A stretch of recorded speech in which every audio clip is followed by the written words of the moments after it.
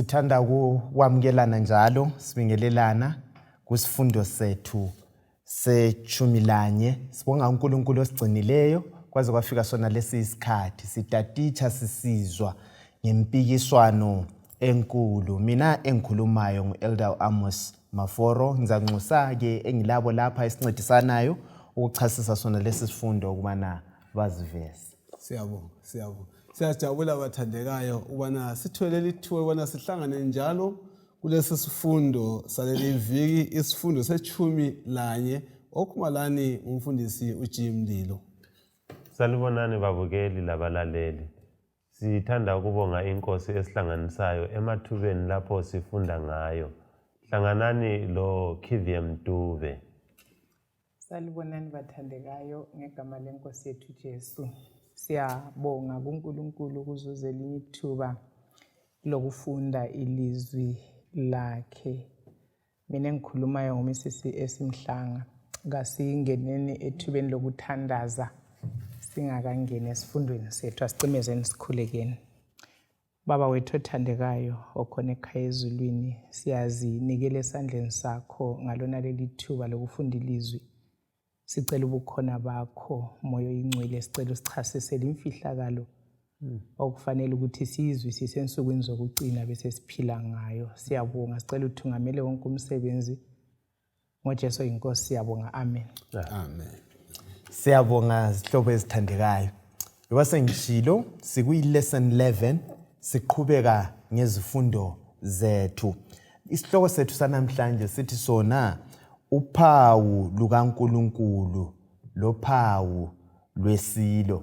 Namhlanje sizakwenza babukeli balaleli, sizaqathanisa uphawu LukaNkulunkulu lophawu Lwesilo. Siqathanisa iqiniso lamanga, siqathanise inkohliso kunye leqiniso, lokho esikwenzelwe nguNkulunkulu lalokho uSathana kwenzayo. Indlela njalo uNkulunkulu asindisa ngayo langendlela aphawula ngayo, lokuthi abakaSathani baphawula ngayiphi indlela. Sizazama njalo ukuthi sikuveze sichaze kube sobala indlela uSathani ayisebenzisayo, lendlela aduhisa ngayo abantu. Ngathi ngamafitshane vele siqathanisa okuhle lokubi, iqiniso lamanga. Yikho esilakho lemfihlakalo ekhona sokwenza kuhle mbukeli lomlaleli ukubana uthathe iphepha lepenseli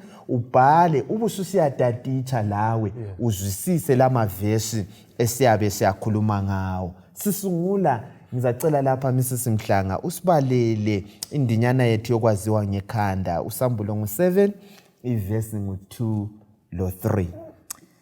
Ithi ngabuya ngabona enye ingilosi isiza ivela empumalanga, ilophawu lukaNkulunkulu ophilayo.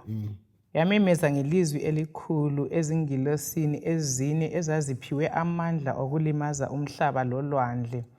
Isithi lingawulimazi umhlaba loba ulwandle loba izihlahla, size sibeke uphawu emabunzini ezincebo zikaNkulunkulu wethu. Kuhle lokho. Sihlobo zami, ake nisichaze lapha. Kuyini esikuzwayo thina nxa sibalala ivesi siqathanisa la ngesihloko kusingeniso sethu lapha? Kuyini esikutholayo?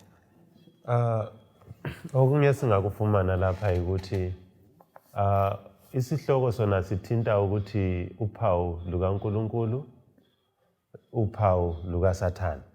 So sithola impawu ezimbili la. Isintu singathi siyathwala nzima ukwehlukanisa, kodwa isilungu siyazama ukwehlukanisa mfundisi Mlilo. Esilungwini nguseal, the seal of God. Isidindo kusayiniwe, ofakileyo wasayina, akusela oxexebulayo, akusela okhiphayo. Ngoba isili yona iyabiveza ukuthi ungubani obusayo. Iyabimveza ukuthi ibizo lakhe yena ungubani, le ndawo abusa kuyo, izinto zontathu. Kodwa imaki singaphonga ukuveza kuphela ukuthi wena ngokabani kuphelele khonapho. So okaSathani imaki, mark, okukaNkulunkulu yiseal, ngoba iseal imveza lezi zinto ezintathu ngaye. So lapha ke umlobi uyaveza kuSambulo 7 abantu abaningi nxa befunda ibhuku likaSambulo balesaba babona linzima ngicela ukunxusa abalaleli ngelinye lamabhuku elimnandi kakhulu elilula mhla ungathatha ithuba lokuhlala phansi ulifunde lanxa lingani lefuba nzima kodwa ekucineni uzabe usulizwisisa nanko okunye okukhulunywa ngebhuku likaSambulo imfihlakalo kaThixo uthi yena lapha kule ngilosi yabonakala iphuma empumalanga yamemeza ngelizwe elikhulu imemeza kungilosi esenorth le eseningizimu lesentshonalanga lese empumalanga ukuthi hey manini uNkulunkulu uthi manini kancane kulomsebenzi ongakenziwa kumele sifake abantu uphawu isehlukaniso sokuthi abakaThixo yibaphi nanko ngifunda ngoNkulunkulu khonapho ngifunda ukuthi uNkulunkulu kwenza kwakhe nxa eoperator ulokuthi manini lingawoni yes kafuna ukuona uNkulunkulu ulomusa futhi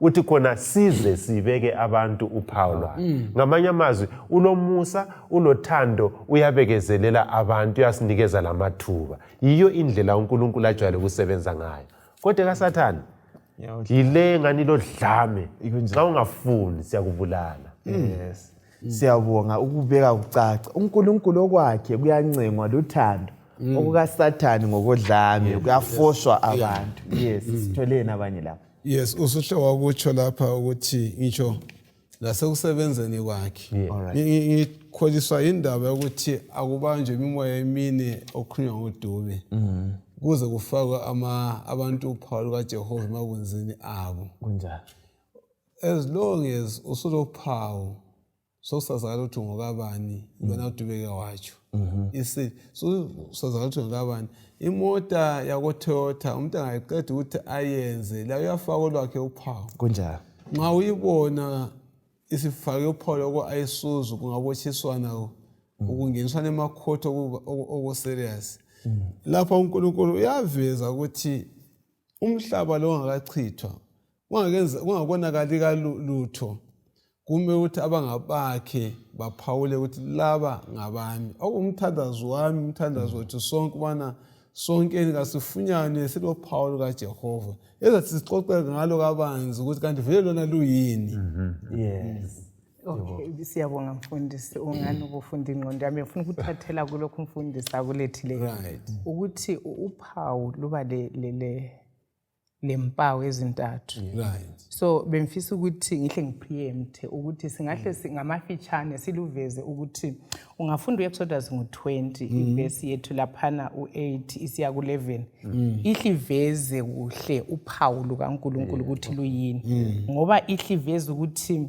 ukhumbula usuku lwesabatha ulugcine lungcwele uzasebeza izinsuku eziyisithupha uwenza umsebenzi wakho wonke kodwa ilanga lesikhombisa liyisabatha likaJehova uNkulunkulu wakho so umfundisi uveza ukuthi kumele kube lebizo lalonika lo mthetho kumbonika leso waleso yes so ibizo nguJehova uNkulunkulu ibisisithi ngalolo suku ungaphathi umsebenzi loba ungonjani wena lendodana yakho lendodakazi yakho lesisebenzi sakho owesilisa lowesifazane ngitsho lezifuyo zakho loba isihambi esikwethekeleleyo verse 11 ngoba ngezinsuku eziyisithupha uJehova wenza amazulu lomhlaba lakho konke okukukho kodwa ngosuku lwesikhombisa waphumula ngakho walubusisa usuku lwesabatha walwenza lube ngcwele so emthethweni lo owesi4 yikho esithola khona uphawu lukaNkulunkulu phela lebizo likaNkulunkulu nguJehova lisinike iterritory umhlaba lezulu lakho konke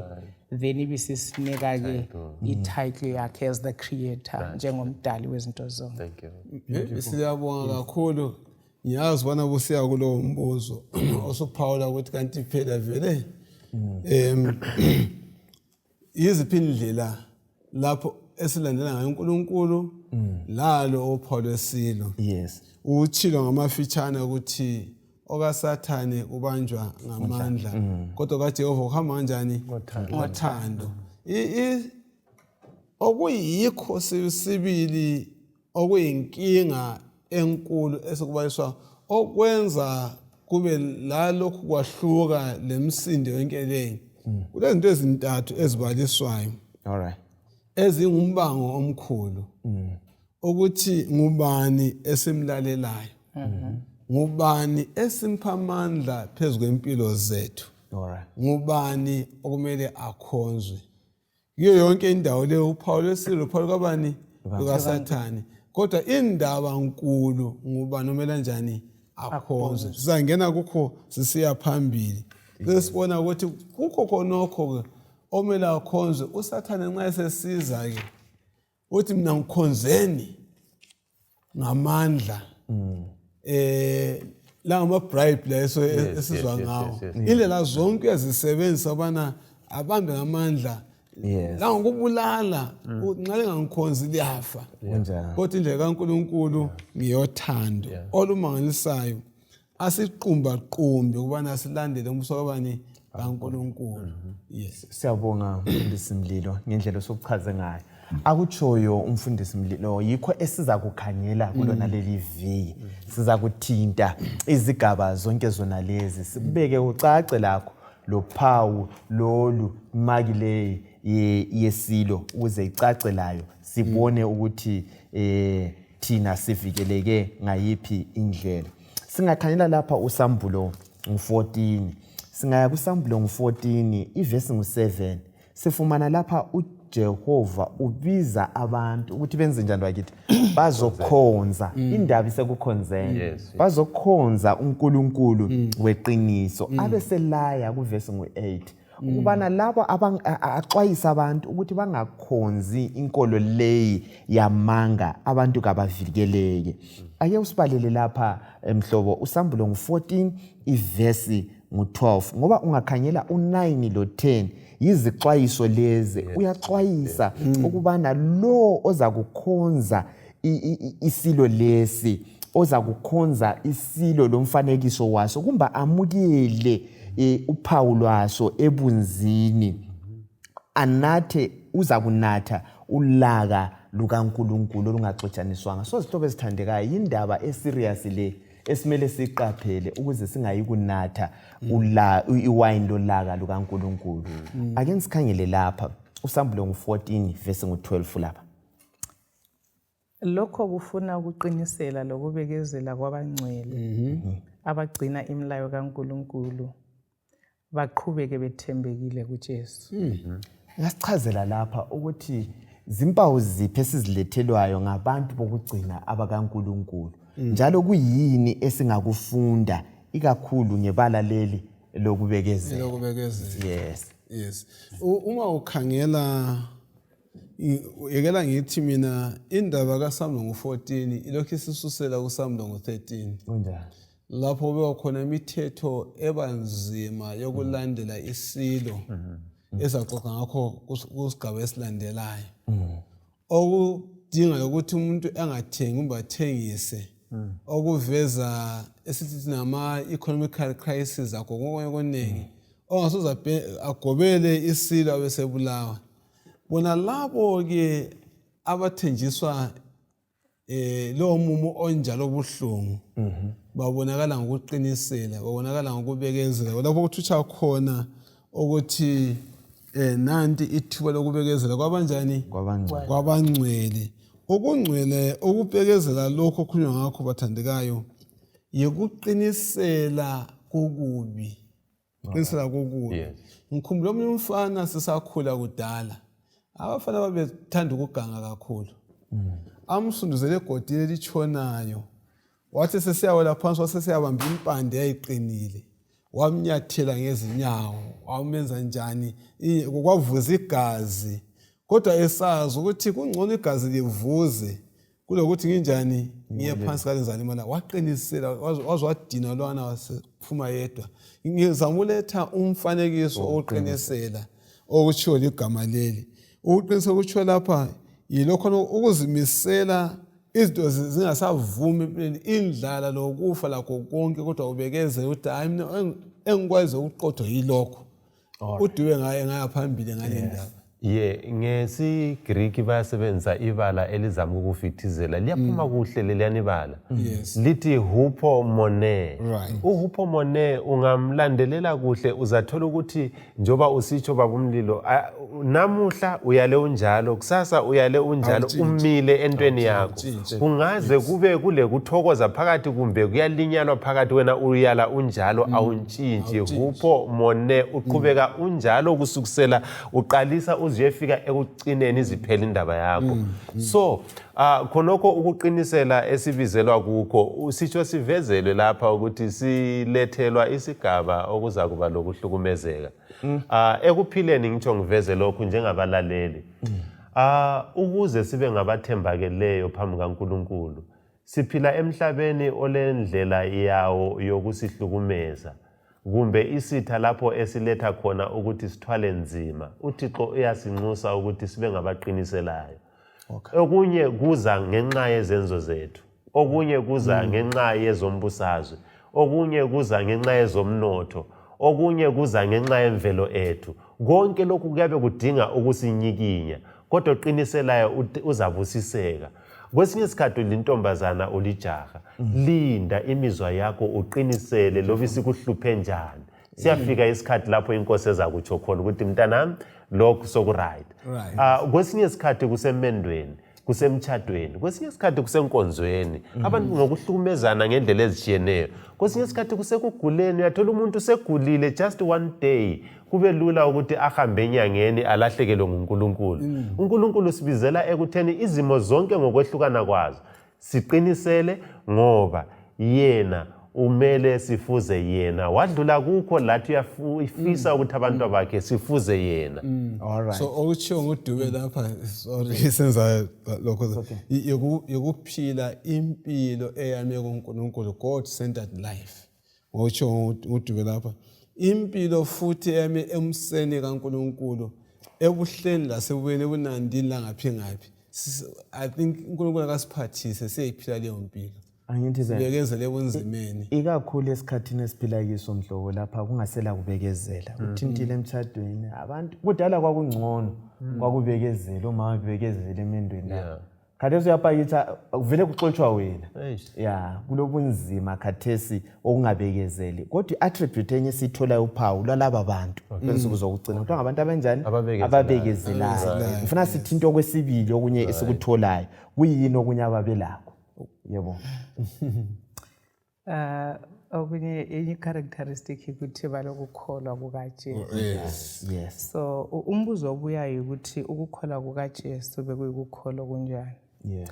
Ngoba uKristu nxa ehambe phambi kwethu, ehamba indlela ethontisa igazi, kodwa wanqoba ekucineni. Usisethele i-example yokuthi indlela iyahambeka. So ngizwisisa ukuthi ikuqiniseka, umlobo ulethe lapho ukuqinisela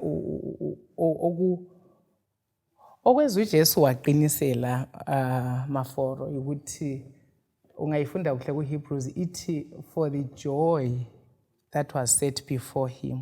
So lanxa kwakunzima njani kwakumele ukuthi uJesu ayichaye intamo. So lathi because of the joy of eternal life, the joy that has also kufakwe phambi kwethu, intokozo efakwe phambi kwethu ukuthi zazuze eternal life. So sidinga ukukholwa okufanana kaxathulo kukaJesu okubekezelayo kunqobe bonke ubunzima size siyephutsha indlela. Siyabonga. Singatshintshi, angithi phela lokho kuze kube kuhle kube kubi singenzi njani bakithi? Singatshintshi. Ungabala uRoma ngo-8 ivesi ngo-1 siya ku-4, lo Efeso ngo-2 ivesi ngo-8 siya ku-10, lo Kolose ngo-1:29. Nxa uthole eyodwa singabala eyodwa laphana. Esikufunayo yikuthi sike sikhangele sinanzelele ukuthi sifundane ngendlela yokuphila ngokukholwa. Roma 8 verse 1 siya ku4 ithi ngakho khathesi akusekho ukulahlwa kulabo abakuKristu Jesu, ngoba ngoKristu Jesu umthetho womoya wokuphila wangikhulula emthethweni wesono lokufa, ngoba lokho umthetho awungelamandla okukwenza ngokuba waxekiswa imvelo elesono. uNkulunkulu wakwenza ngokuthuma indodana yakhe ngesimo somuntu olesono ukuba ibe ngumnikelo wesono.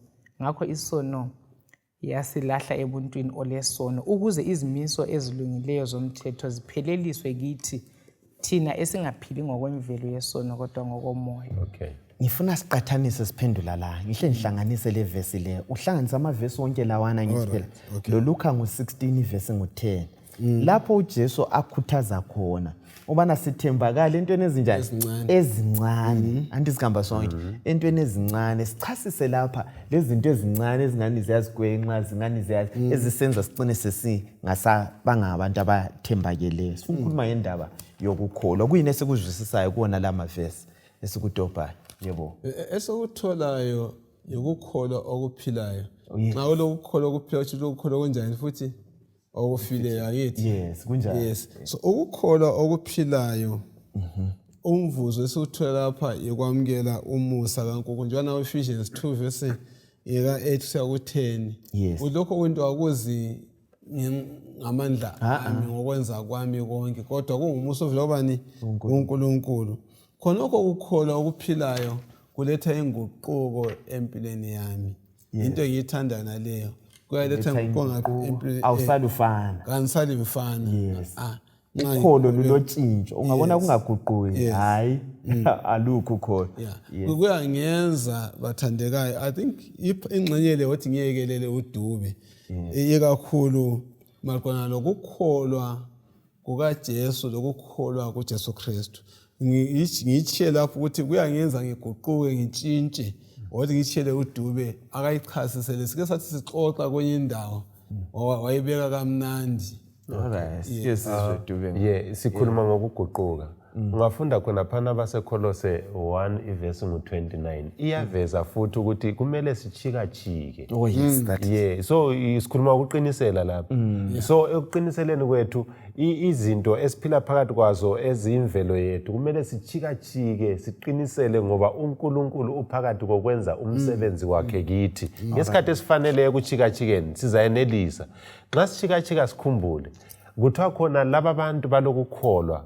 kuJesu faith of Jesus balakho uJesu yena wayelokukholwa kuNkulunkulu ukukholwa kwakhe khonokhana yikho kwamgcinayo laba bantu bayakholwa kuJesu ngokukholwa kuJesu kuba lesimanga esenzakala kubo abagcina besamukeliswa ukukholwa kukaJesu bakholwa kuJesu njengomdali wabo njengenkosi yabo njengomfeli wabo ikukholwa kuJesu faith in Jesus then leso senzo sokukholwa kuJesu siyathungamela ekuthi baguquke babe lokukholwa kwakhe uJesu okuba izenzo zakhe uJesu ukhulume lapho udadewethu ngokuthi uJesu indlela eyithonta igazi wayenelisa ukuqinisela kuyo so abakholwa kuJesu bagcina besamukeliswa ukukholwa kukaJesu kokuqinisela loba kule gazi lokhu isifundo lesi sisiqoqela lokusilungiselela ukwazi uSambulo 14 verse 7 loSambulo 14 verse 9 ukuthi isilo sizadinga ukuhlukumeza abantwana bakaThixo zwanini babukela abalaleli indlela yethu ayilula watsho vele uJesu kuJohane ngo16:33 umana sime isibindi kulomhlaba sizakuhlupheka zwanini isiphetho sethu vele siphetha seganyeni kunzima ibandla lihlukumezwe lokho asikwazini kodwa kudingakalayo yikuthi sibe lokukholwa kukaJesu sifuze uJesu ngeke ngathinta izono ezincane kuyini alisakuthinta ngalokho ngani liyakubalekela lokho esingena bengisakhangelele lokho alright nxa ikhona ongadlula yikho nje kumbe nxa engayifunda uLuka chapter 16 yeah imnandi kakhulu lapha 10 ithi lo ongathenjwa ngokuncanyane sorry manini ngithathe ukuthi lo ongathenjwa ngokuncinyane angathenjwa njalo ngokunengi ikanti lo ongathembekanga kokuncinyane angeke njalo athembeke kokunengi yes ukulula ukuthembeka entweni enkulu kwesinye isikhathi ngoba abesilungu bathena iobvious alright kodwa ke entweni ezincane kulapha kanti vele nje asike siqale sikhangeleni ukungena kwesono isono kazange sangena ngokuganyulwa komuntu ngesenzo esikhulu into encane kwaba ukuthatha nje ifruit kwahlanganiswa amazinyo lolimi lokuhlafuna alright namhlanje sonke siyafa Ngingakhangela njengomfundisi njengathi sonke ngingakhangela nje ukuthi angidelele nje kokwethumi leminikelo. Ngikusebenzise ngiyami indlela. Ngingathembekanga. Kuningi singakubalisa ezintweni ezincane. Wesikhathi umuntu uyakumangala so engakuphathisa ulutho ichange yakhe yonke umnike nitsho lesibi sesenti kutsho something ngesimilo sakho. So lo nkulunkulu kukhanya ubana singaqaphi ubana sisethemba into ezinkulu kakhulu. Nxa sikhuluma into ezinkulu ngikhuluma ukuthi yena nxa unguwe wedwa uphila impilo bani umuntu nxa ngaba ngiyedwa lokhalo lesono sokhalo siyamehlula. Kodwa sephambi kwama elders uright uqinile so i-emphasis ebakhona. Okay, bengifuna ukungezelela ukuthi ukhona obhalayo othi injwayelo izinto ezincane ojwayela ukuzenza ngokuzijwayela uyazifoma isimilo. So kutsho ukuthi nxa sisehluleka ukuthi kusahanjwa labenyawo senelisa ukuma ezintweni ezincane sinqobe. Kutsho ukuthi akusoze siyefunda ukunqoba sokubuya iziphepho lamagagasi. So umloba kulethayo ukuthi impilo yethu yansuku zonke yokukholwa kuJesu kulethwe kayibe impilo yoku-overcome nsuku zonke sikhule kwazini uKristu. Siyabonga kakhulu. Isihlobo ezithandekayo asiqapheleni into ezincane zona lezo ukuklokha emsebenzini bhala isikhathi esiqondileyo izinto okuncane khona lokho kuyakuncedisa ukuthi ube lesimilo esiqondile ukufonelwa khona lapho ukhuluma ukuthi kweyiphi indawo awukafiki lapho kodwa uqamba ngoba sikhumbule siphakathi kwempikisano enkulu kulengilosi ebhalayo with terrible exactness wonke sinjani bakithi esikwenzayo. Mhlobo akungikhangelele lapha uMateyu 27 uverse 45 sisiya ku50 sike sikhangele ngalindoda le esilandelayo sikhangele siphakathi kwempikiswano enkulu vele isiqongo sempikiswano yona le sifike esiphambanweni. Sike sikhangele okwenzakalayo khona phana sifundele ithi kusukela ngehola lesithupha kusiya kwelesifica munye umnyama wembesa lonke ilizwe. Ngehola lesifica munye uJesu wamemeza ngelizwi elikhulu wathi Eloi Eloi lama sabachthani okutsho ukuthi Nkulunkulu Nkulunkulu wami kungani usungidelile na. Kwathi abanye kwababemi lapho bekuzwa lokho bathi ubiza uEliya.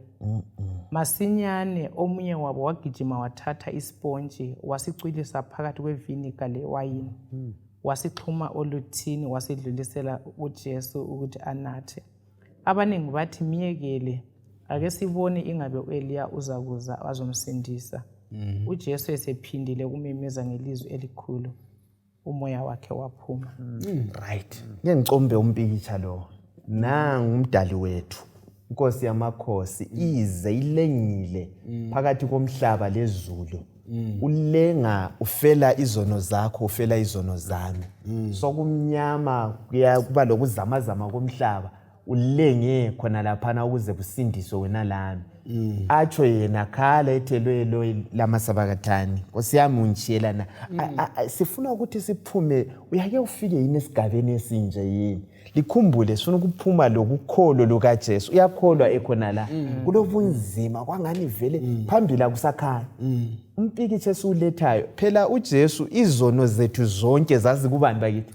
Zazi kuye zazenziwe endulo lezazi zakwenzakala. Ufela izono zabantu bonke. Ubaba akahlali lesono. Yipicture elaphana. Ake sikucha kuyini esikutholayo kuyini esikufumanayo. Kanti uJesu utshoni umbuzo engifuna siuphendule ngalesi simo. uJesu indlela ayethandana layo athandana layo loyise. Yes. Yayingakaze ikinyikinye umuntu. Usethwele izono zathi zonke susela uAdam esiwa uzokefika labangakazalwa. Njana uthi kuthena uNkulunkulu lesono akonjani akudlelani. Kathesi isono sesiphezu kwabani kaKristu. Ubona sekuthi siba lokwahlukana thize.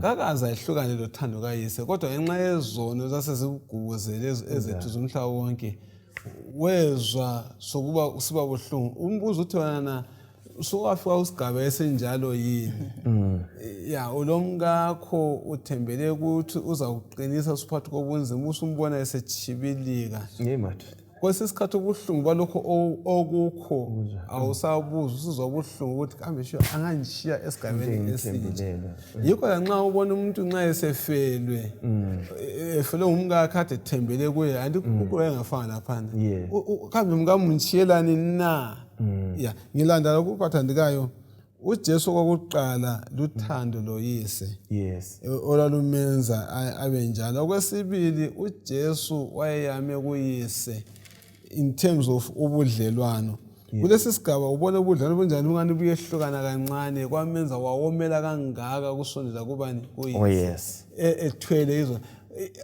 wonke umcabango lo kawusho ukuthi uKristu wayehlulekile hayi uKristu wayengehlulekanga kodwa wayedinga wayeveza ukuthi yena loyise balokho bemunye ayisiyabonga ukhona omnye alokutholayo lapha bengifisa ukuletha umlobileyo asinike yona ukuthi umfundisi uke wayithinta ethi the faith of Jesus ukukholwa kukaJesu kudephe kangaka kuyikuthemba kungelathemba kubonakala kungana kulathemba kuyikubamba kuchelela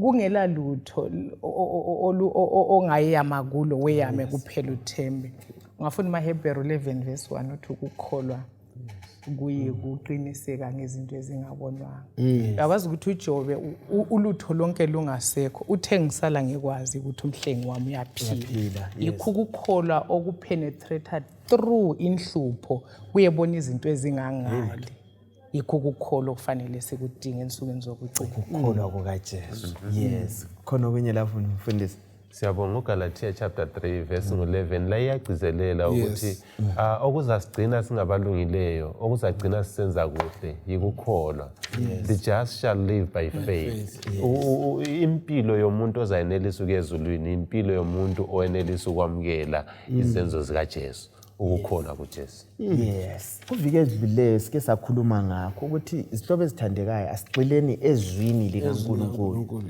uJesu wanqoba ngelizwi okwenza wanqoba khona phana ukukholo nxa sikopa uJesu ukukholo lukaJesu ikwenza khona lokho kanye uJesu kanjani bakithi ayekwenza ngesikhathi esinzima wabambelela kuNkulunkulu yikho wethu ukuthi inkomitsho le kunzima kusiya ngami hayi ngabe edlula kodwa baba intando yakho yenze njani bakithi so njengamakholwa lathi kwesisikhathi kungabe kumnandi loba kunjani asikhaleleni ukuthi intando kaNkulunkulu injani bakithi yenziwe ezimpilweni zethu othi nithathe lokho nje okukodwa singena kusigaba esilandelayo sesifundo sethu ukuthi umlobo wethu lapha usibhalele umuca kugcina lapho ukuthi konke okulwisa zonke izinto esihlangana nazo kathesi sibekezele ngokukholwa yawo ndaba yes kuzathela izithelo ezimangalisayo empilweni zethu yes ukubekezela kathesi kulesithelo esihle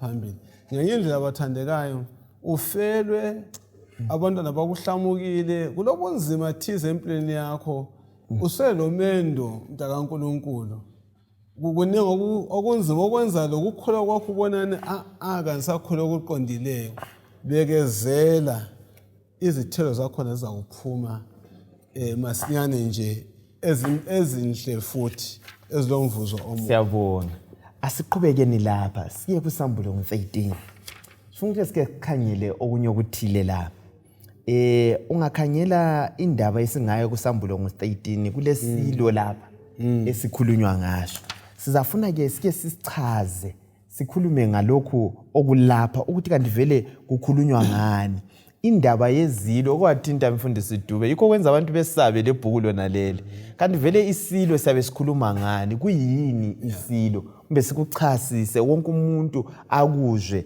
akuzwisise lokuthi lesi sikusambulo ngo13 esifuna ukukhuluma ngaso yisiphi ukususibalela ikakhulu uverse ngo15 to 17 singachaza isilo ungaqala ngokubala kumbe yes singachaza ufuna uqalisa hayi ngaqala ngokubala qala ngokubala okay iverse ngo15 yes Saphiwa amandla okuba isifanekiso sesilo sakuqala sisinike umphefumulo ukuze sikhulume njalo sibangele ukuthi bonke abalayo ukukhonza isifanekiso babulawe.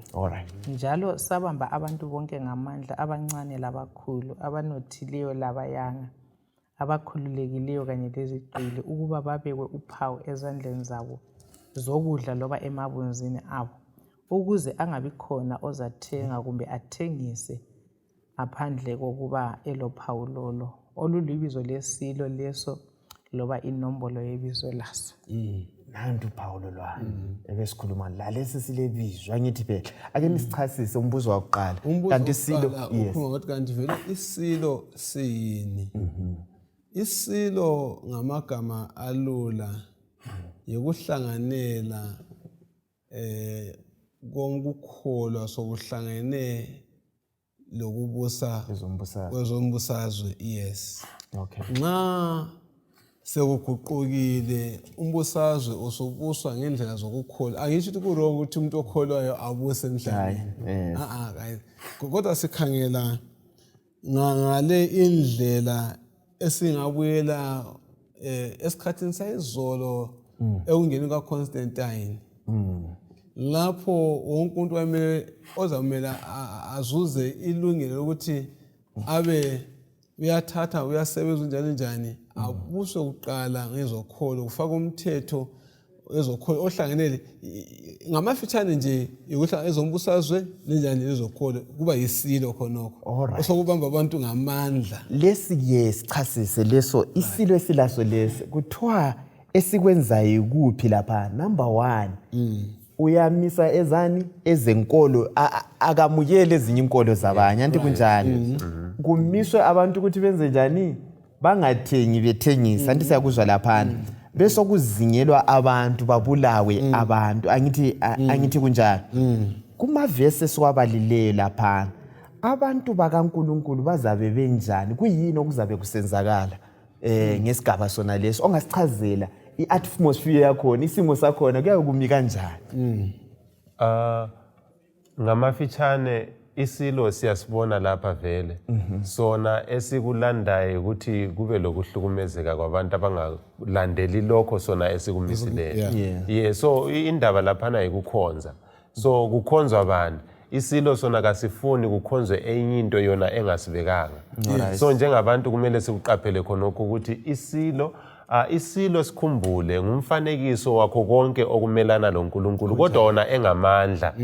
So amandla wona lawo aza kuba lendlela yokuthi ahlukumeze labo abangalandeli iyo sona leso silo ngoba kulabantu abalandela uNkulunkulu labana basoze bavume ukukhonza isilo kumbe umfanekiso waso baza kuma yena uyabe engafuni ukuthi aphikiswe abese siba lendlela ke yokufuna ukubulala lapha. Yes. So nxa sikhuluma ngophawu lesilo sesikhuluma ngani lapha?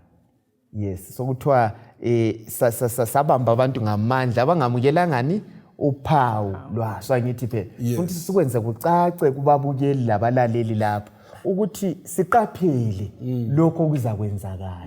Sike sachasisa uphawu likaNkulunkulu angithi kunjani ake nisizame ngamafitshane nje ukulichaza lolu phawu ukuthi kumelwana ngani.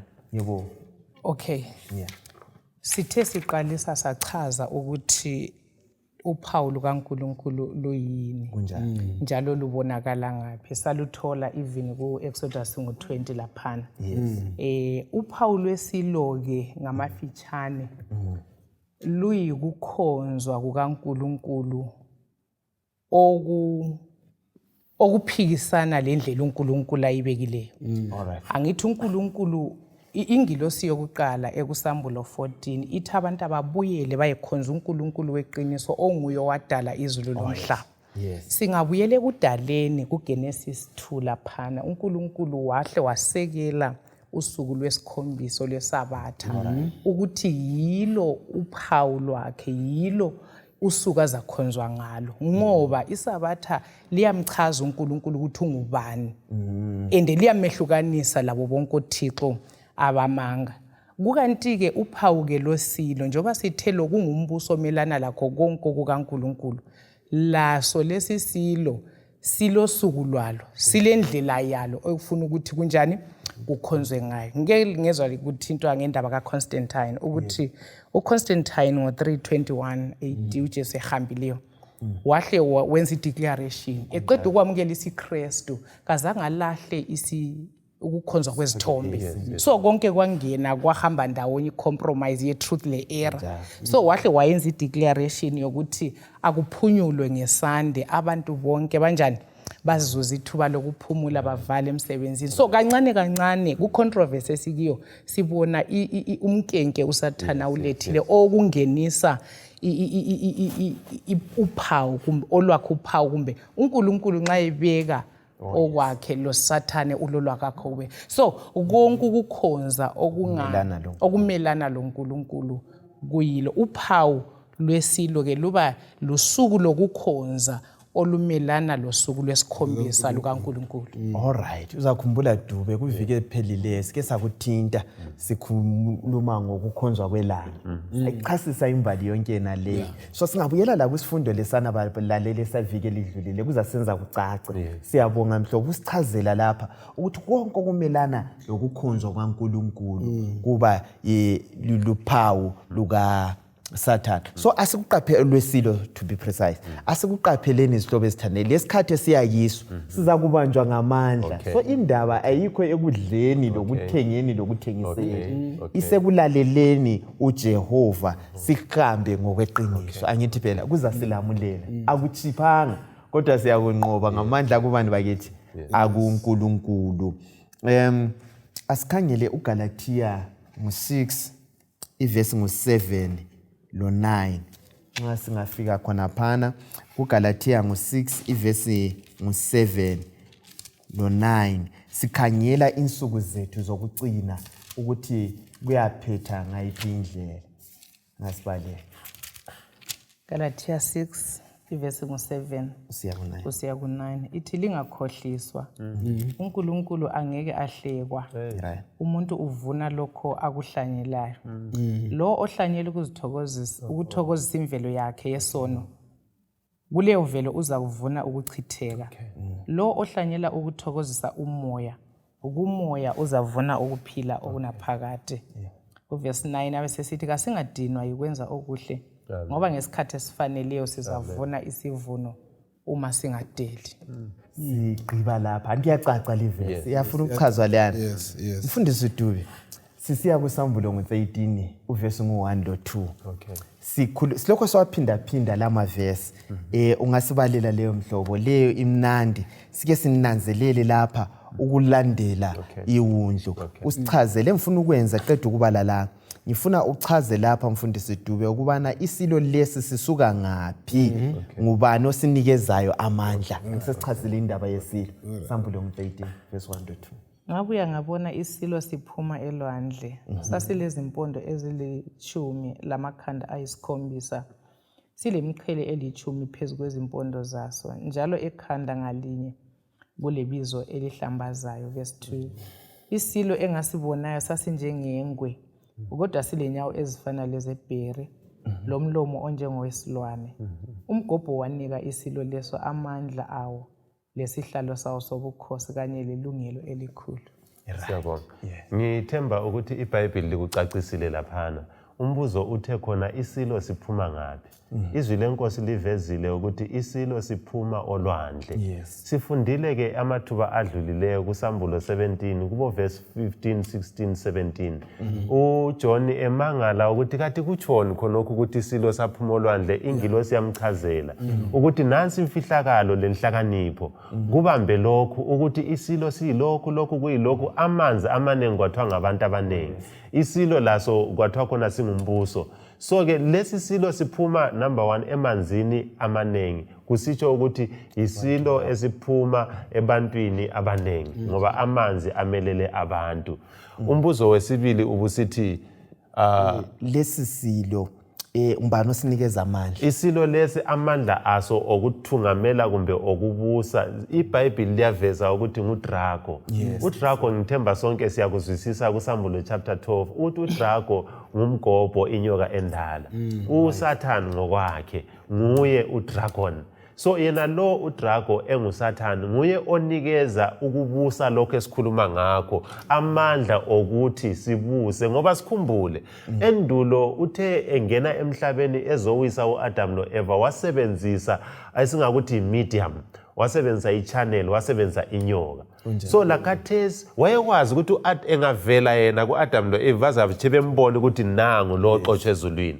Lakathesi uyakwazi ukuthi yena engavela umhlaba uzathi umnanzelele ukuthi nangu okhulunywa ngaye. Ngakho uyadinga ukuthiwa ichannel, indlela zokuthi asebenze ecachile. So uyathatha amandla akhe lesihlalo sakhe anikeze umbuso lowo esithi khona isilo, ukuthi umbuso lowo ususebenza ufuqwa kumbe uthunganyelwa ngamandla awaphiwe nguSathane. Kungani kunzima kodwa litsho njalo ilizwi. Siyabonga. Njengoba yacaca limfihlakala.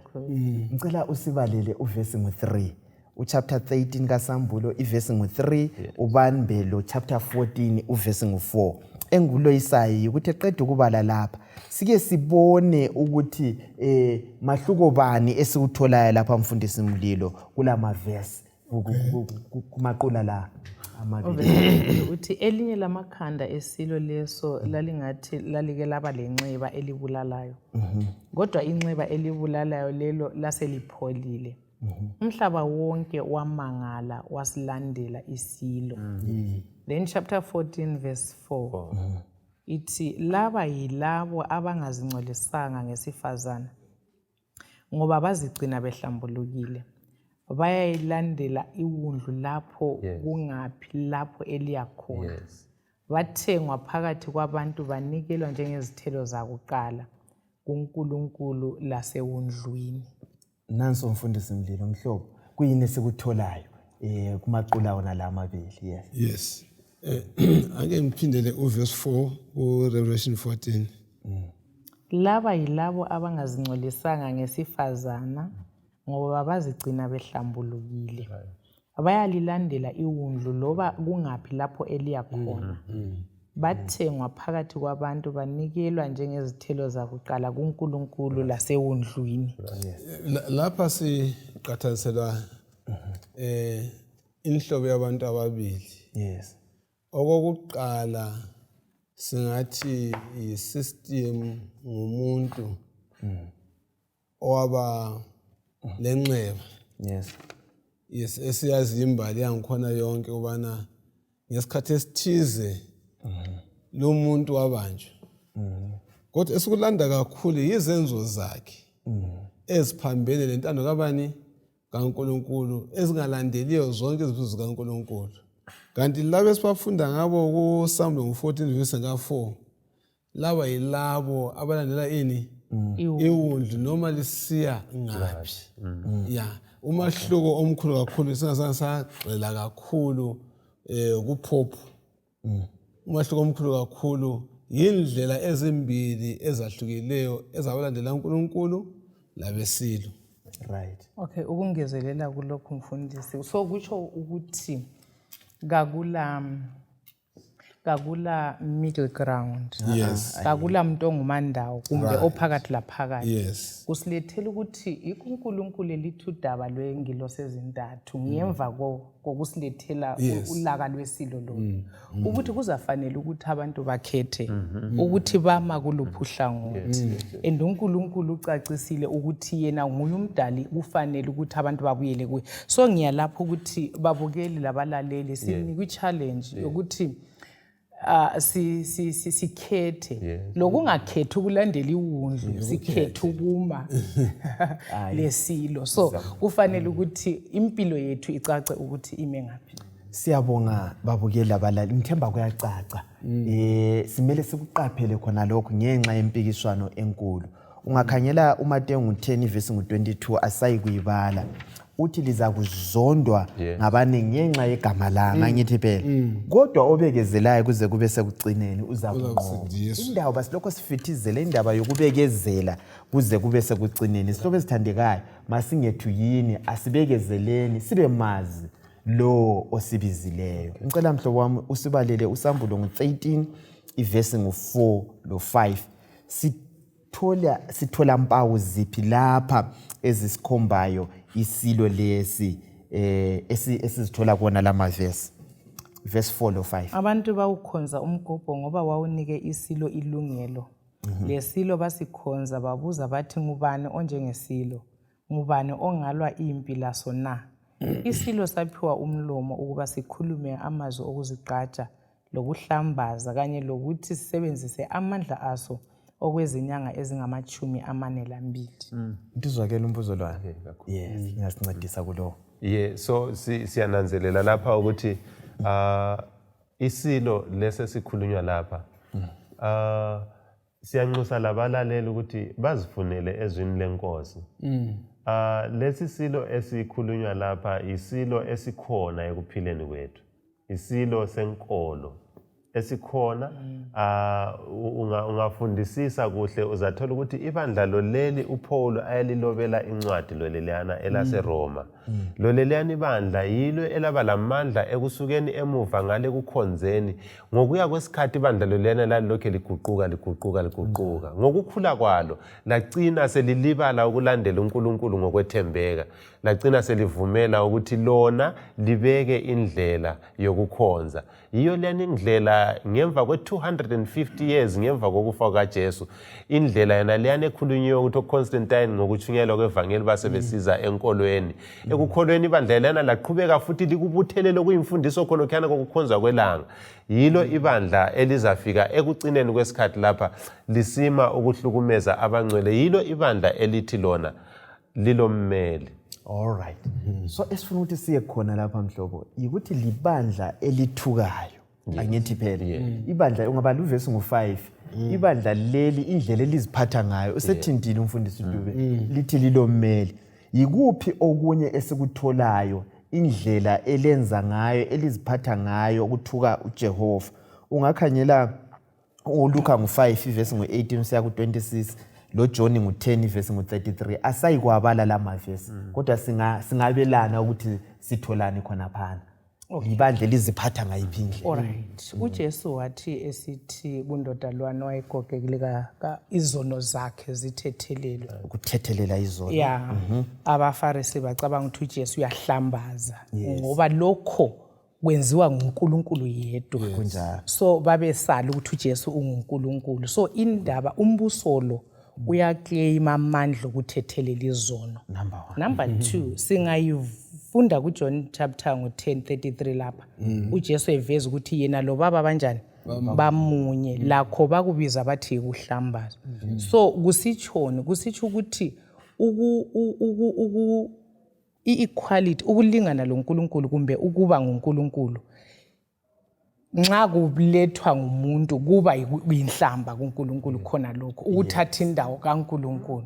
So umbuso lo okwenzayo ukuthi umfundisi ukuthi into lapho ukuthi ungummeli kaNkulunkulu emhlabeni. Alright. Yeah, ngithe ngifunde elinye ibhuku ngicela ukurefer abalaleli lababukeli. The Great Controversy ungayifunda ku page 55 page 56 ikhuluma ngomumo wona lo ukuthi even omkhulu walelo bandla uyazibiza ukuthi yena unguNkulunkulu emhlabeni njalo koni.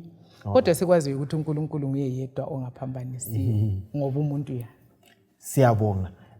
Into lezi ziqhathekile ukuthi sekunanzelele okwenzakalayo. Akula muntu ongaclaim ukuthethelela izono, kuthethelela uJesu kuphela. Akula muntu ozathatha indawo kaNkulunkulu. Indawo le ngekaNkulunkulu kuphela, indawo yakhe. Ungayabala lamabhuku la kuthiwa kulaleli bhuku okuthiwa Prompta Bibliothea lika 1763 volume ngo6. Uyazithatha yena upapa azifake endaweni kaNkulunkulu. Vele ibala elithi Pope lithi ukuthi baba angithi phela. Kumbula uJesu ngolunye usuku uthi ungabizwa omunye umuntu uthi ngubaba wakho angithi phela ngoba umunye ubaba ongaphi bakithi osezulwini. Asikuqapheleni likuzwe kucace lokhu babukeli labalaleli. Lapha akula muntu olwa lenkolo thize. Hathi into esikhuluma ngayo yisystem indlela yokwenza izinto ngayo. Ngoba uJesu uthi ulabo abantu abanengi endaweni ezinengi emabandleni athile abazakuzwa ilizwi lakhe bangalizwa ilizwi lakhe bakhethe uJesu bahambe ngokwendlela yakhe. Siphetha lapha mfundisi Dube, kuyini ongakutsho? Lapha sikhangele uJesu njengaye omela abantu phambi kaNkulunkulu. So nxa uJesu simkhangele emela abantu baphambi kaNkulunkulu, asingavumini kube lomunye ongazimisela ukuthi yena engama phakathi kwethu loNkulunkulu. Yikho iveli lethempeli ladabuka phakathi. Kusitsho ukuthi umuntu nxa eqonda kuNkulunkulu uyazihambela straight. Akula omunye umuntu olamandla ukuthi ammele phambi kaNkulunkulu. Ungakhangela lapha amadoda lawa abathungameli bebandla oLeo the 13th bayaloba balencwadi zabo abazilobayo. Ungafunda uye Google ku internet uzathola ukuthi encwadini yakhe okubhalwe khona the great Ecclesia wayebhala izincwadi zakhe eveza ukuthi akekho omunye ngaphansi kwelanga kulumhlaba oma endaweni kaNkulunkulu ngaphandle kwakhe. So khonokho kuthi kusivezele ukuthi singavumi lo muntu othi nxa ngifuna ukukhuleka ngihambe maforo ngeke ukuthi ngicela ungikhulekela. uThixo uthi nxa uzafuna ukukhuleka iya kuye straight, hayi kuyacela ukukhulekelwa komunye umuntu. Akula muntu olamandla okungikhulekela ngaphandle kwami.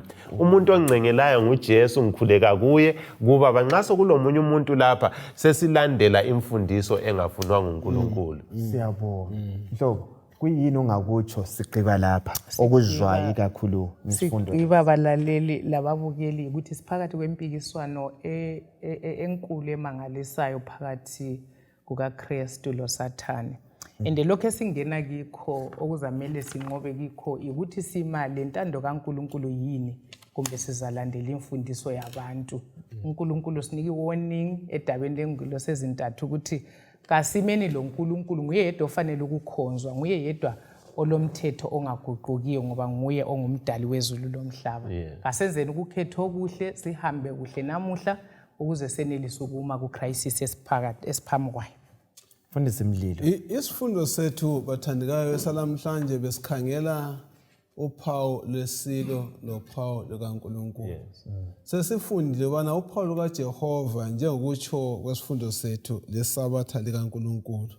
Ositobela isifundo sethu uma esiyaphetha kuFriday uthi Sabbath lihlezi bona lisikhumbuze ukuthi singobani identity. Okwesibili liyasikhumbuza ukuthi njengabantu singobani njengabantu, liyasinika isisindo ukuthi silevalue ngenye indlela njengabantu iSabbath. Futhi liyafithizela kakhulu umcabango wokwazi ubana thina sadalwa ngubani? nguNkulunkulu. Bathandekayo kasizunyamazana. Kasibambeleleni kuNkulunkulu oqotho, sibe lophawu lukaJehova ukuze sisinde sikhona amakhanda sikhulekene. Baba wethu othandekayo sezulwini lalapha emhlabeni, siyabonga Nkosi ngalezi zifundo njengalezi. Sihlomise, siqinise ekukholweni, silandele intando yakho sonke isikhathi. Sibe khona embusweni wezulu, sithembe kokuncane egameni lakho siyakhuleka. Amen. Amen.